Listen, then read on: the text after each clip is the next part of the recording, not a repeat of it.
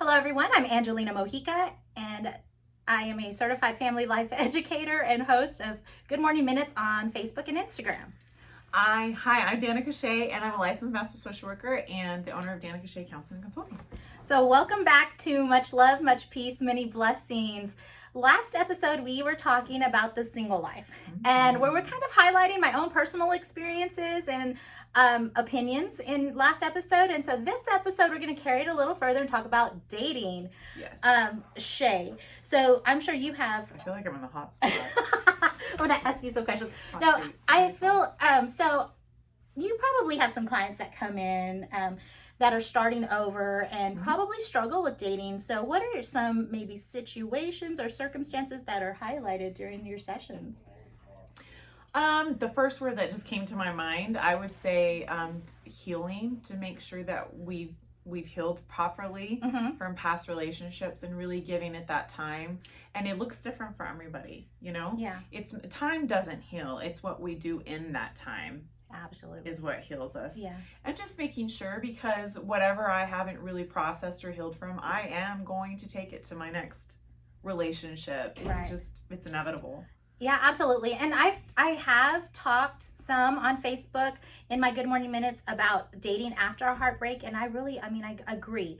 It's important to deal with what you are going through, whatever was taken from you during that breakup, because you do most definitely carry those insecurities into your next relationship.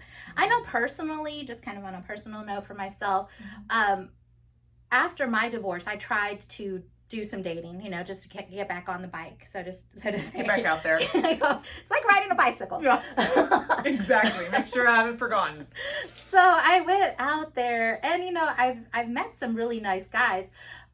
But the thing is, too, when you start putting yourself out there, you have to take into consideration what kind of dating you're doing. Right. Because you have, and you mentioned your purpose, right? And you mentioned last episode, like dating with purpose or intentional dating, where you're actually going out there and you're looking at your partner and you're kind of assessing them. Is this somebody that's going to make me happy? Are they meeting my needs? Almost like the checklist, but not quite. And then you have what an ex-husband of mine would have said, sport dating. That's interesting. I've never heard of it. Right. I want to know more. Right. And so dating as a sport. And so the way it's described is you're basically going out there and you're trying to make friends. Okay. Just getting back into that social scene. Just having fun, meeting new people. Entertainment purposes. Building up a roster. I don't know. But you're out there and you're meeting new people. So in the sport dating, what I would say are some cautions is being careful not to fall into like the friends with benefits. Have you heard that, right? And so, to me, I'm just like, I'm not a friend with benefits type of girl. Yeah, that's just not your. That's not for me. But and it's funny, because it is true. They're out there.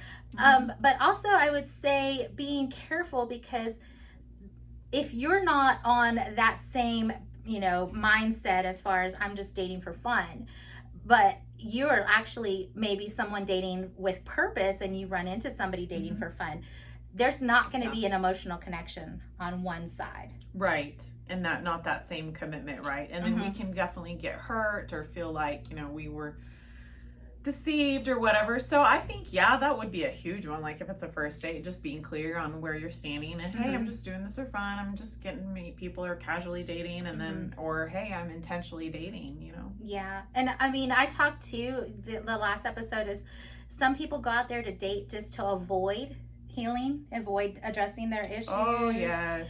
And feeling in that loneliness that they might be feeling at that time. So those are also signs that maybe you're not quite ready to date. Right. I think that's a good point, because if you feel like, oh, I need to date, I need this to fill this, like you said, the void, that's to me is concerning, because it's okay to date with intention and wanting someone in your life, but you really have to look and dig deep on what's my intention here. I'm just feeling alone, because we have to be able to be okay with being with us, myself, and being myself and loving myself. Right. Because even, I can be in a relationship, I can be in a marriage, I can be in a group of people and be so very lonely. So that's not going to fix it. Right? That's really a state of mind. State of mind. It is, and I often say, pour into yourself, love yourself. So as I stepped out there, kind of going back to my own story, I realized I was not ready to start dating. And so I had to pull back and make a commitment to myself and say, you know what, I'm going to give myself a year's time to really learn who I am again. Connect with my, goals, reconnect with my goals, connect with some, whatever dreams I had out there that maybe I had put on the back burner because I was in a relationship. Yes. And then just reconnect with friends and family that I maybe, kind of just let fall to the side. So finding out what makes me happy and all of that has happened and transpired in the year 2020 for myself, and I think COVID kind of helped with that too. So there wasn't much happening anyways, but I really feel that helps you as you start progressing towards intentional dating. Yes, and I'm glad that you actually brought that up, because that's definitely something I've actually talked to my clients about and I've encouraged them to do, and they always seem very surprised when I say this, but I say, I would like for you, because it's not about, right. I can suggest, I would love for you to, or I think it's a great idea if you date yourself. And they're like, what? And that's exactly what you're doing. Like, we don't think of it that way, but just like, what do we do when we're dating somebody?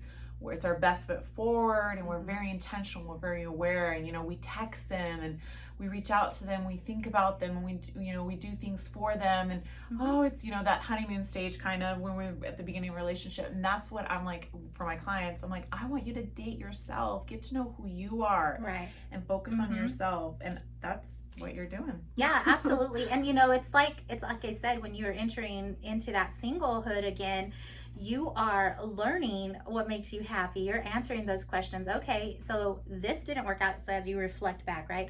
This didn't work out, or this didn't make me quite happy. So what is going to make me happy? And you're looking for those things.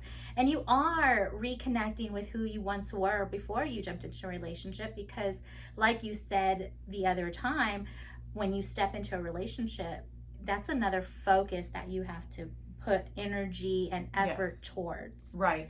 And there's nothing wrong with that, but that is naturally what happens. It does distract us to some levels, to some degree. Yes. And you're so right, because when I take that time to get to know me and date myself, then if and when I do have the next relationship, I'm not dependent on them. Right.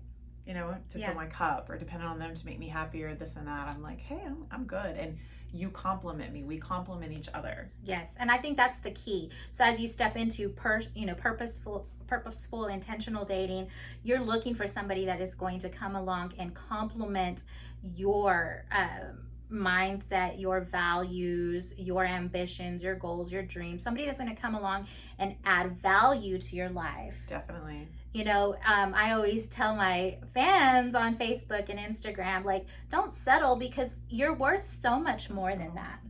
Don't settle. Not in our dating life, your career, your friends, because you are the sum of your environment. Absolutely. You are. Yeah. So definitely. Yeah, not settling. And then also too, like, I know it can be really hard, because I used the analogy, it's like riding a bicycle. You get back up on there and you start getting on there and getting after it, but it's still going to be hard, because you've got to learn how to balance, you've got to learn how to pick up your speed, and you may be a little wobbly at times, and that that could be fear. I'm fear of the unknown. I tried once, it didn't work out, and it left me so shattered. Why am I going to try again? And so not letting fear cripple you. Yeah, and putting that guard up. Yeah, and not that boundaries are bad, because you do want to have boundaries. You don't want to just let anybody into your life, especially those that are not complimenting of your life. But you do want to be cautious, because you did experience something that didn't work out for you in your life. Otherwise, you wouldn't have broke up or divorced or anything like that. Exactly. And if we're not very aware and intentional about that healing process, we're just going to repeat what happened to the previous relationship. Right. You know, history repeats itself, right? Mm-hmm. But that's exactly what it is. Like, you want to learn, and so you use this time to really learn, because if you don't, you carry your baggage in, and you're going to repeat what just happened with another face. So just making sure that you are careful when you do that, and not to worry about fear. I mean, you want to get back out there. You let yourself get back out there. Disappointment is going to happen. I'm learning, you know. But I think the key also is communication, and being able to communicate what you want, what you need, what you value, as you date purposefully. Yes.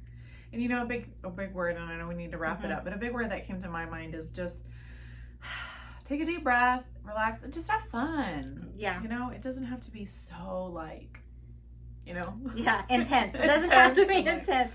We have to figure it out. Just kind of let things be organic and have fun. Yeah, and I agree. Organic, let it flow. If you have to put too much effort into it, it's probably not worth it. Yeah, that might be a big red flag. Well, we do have to wrap up. But if you like what you heard, give us a thumbs up, hit subscribe. I'm Angelina Mojica. I'm Danica Shea. Much love, much peace, many blessings.